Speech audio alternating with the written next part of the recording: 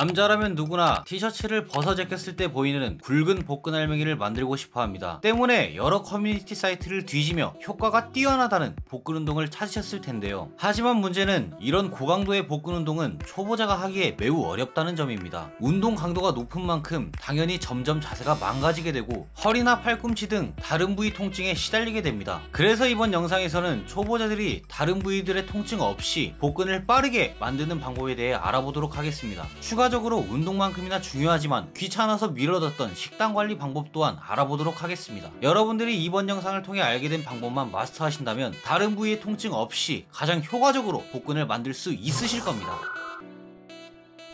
많은 분들이 복근을 만들기 위해 복근 운동을 주구장창 때립니다. 하지만 복근을 빠르게 만들기 위해서는 체지방을 우선적으로 제거해줘야 하는데요. 그러나 운동이 직업이 아닌 현대인들에게는 웨이트 운동만으로도 버거운데 유산소 운동까지 병행하기란 쉽지 않습니다. 고강도 인터벌 트레이닝은 격렬한 운동과 휴식을 반복하는 운동으로 30분 운동으로도 1시간에서 최대 1시간 30분의 효과를 누릴 수 있는 운동입니다. 2008년 1월 15일 국제비만 저널에서 발표한 논문과 또 다른 연구 논문을 보면 다른 중저강도 운동에 비해 고강도 인터벌 트레이닝이 체지방을 빠르게 감량하는 데 있어 매우 효과적이라는 사실이 입증되었습니다. 따라서 복근을 더욱 선명하고 빠르게 만들기 위해서는 인터벌 트레이닝을 꼭 해줘야 하죠. 인터벌 트레이닝은 처음에는 낮은 속도로 5분간 천천히 걸으며 워밍업 세트를 가져가 줍니다. 이후 속도를 9로 높여 3분간 뛰어주고 다시 속도를 5로 내려 2분간 조금 빠른 걸음으로 걸어줍니다. 뛰기 3분과 걷기 2분 총 5분을 3세트 반복해주시고 마지막에는 5분간 걸으며 쿨다운 시켜준 뒤 마무리해줍니다. 이 운동을 할 때 중요한 점은 운동 강도를 무리하게 높이지 않으면서 꾸준히 해줘야 한다는 점입니다. 체지방 조절이 덜 된 상태에서 속도를 무리하게 높일 경우 피로골절이나 무릎 통증, 발목 통증의 원인이 되니 꾸준히 한다는 생각으로 천천히 속도를 높여나가시기 바랍니다. 고강도 인터벌 트레이닝을 통해 복근을 덮고 있던 체지방을 제거해줬습니다. 그렇다면 어느 정도 복근 라인이 보이기 시작할 텐데요. 부상 없이 복근을 더욱 선명하게 만들어줄 방법은 무엇일까요?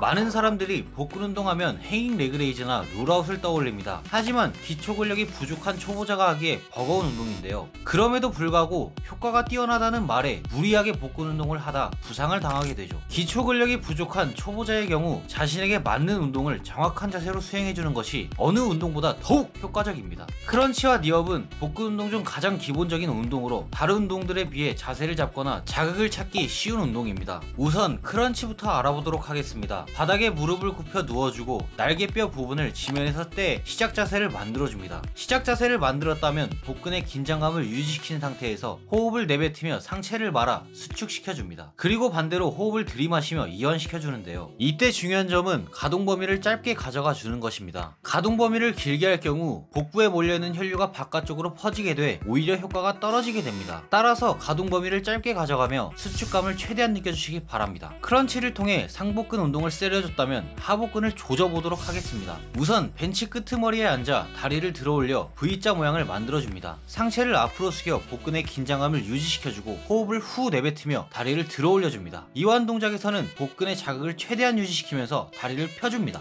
크런치와 니업을 하나로 묶어 크런치 15개, 니업 15개, 총 30개를 슈퍼세트로 진행해줍니다. 여러분들은 위의 두 가지 내용을 통해 유산소와 복근 운동을 병행해줌으로써 빠르게 복근을 만드셨습니다. 하지만 앞서 말씀드린 것처럼 운동만큼이나 중요한 점은 바로 세상 귀찮은 단백질 섭취인데요. 운동 후 빠르고 간편하게 단백질을 섭취해줄 방법은 무엇일까요?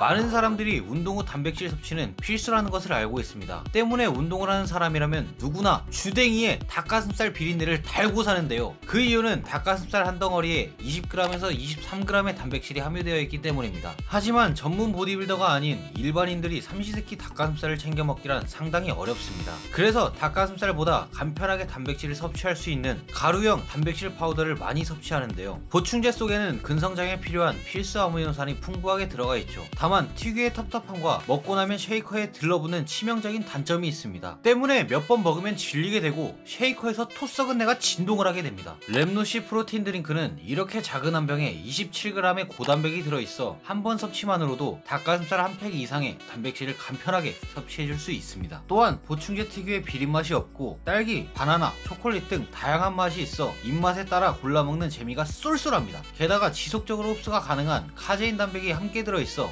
아미노산 흡수가 천천히 이루어져 근육량을 늘리는데 매우 효과적입니다. 쇠질연구소 구독자님들에게 보내드리는 시크릿 링크를 통해 몰래 구매 시 새 묶음을 구매할 경우 한 묶음을 추가로 주는 특별 할인 이벤트를 진행한다고 합니다. 뿐만 아니라 네 묶음 모두 맛을 다양하게 선택할 수 있습니다. 그러니 운동 후 랩노시 프로틴 드링크 시원하게 시작이고 득근하시기 바라겠습니다. 이번 영상을 통해 어렵게만 느껴지던 볶음 만드는 방법에 대해 알아봤습니다. 강도 높은 운동도 중요하지만 자신에게 맞는 운동이 더욱 중요하다는 사실을 잊지 마시기 바랍니다. 단백질 섭취와 운동을 꾸준히 반복하신다면 여러분도 이런 멋진 몸을 만들 수 있으실 겁니다. 여러분들은 하실 수 있습니다. 화이팅입니다. 이번 영상은 여기까지고요. 다음에도 쇠질하기 좋은 날, 쇠질하기 좋은 주제로 찾아올 테니까요. 구독과 좋아요 눌러주시고 그때까지 득근하시기 바라겠습니다. 감사합니다.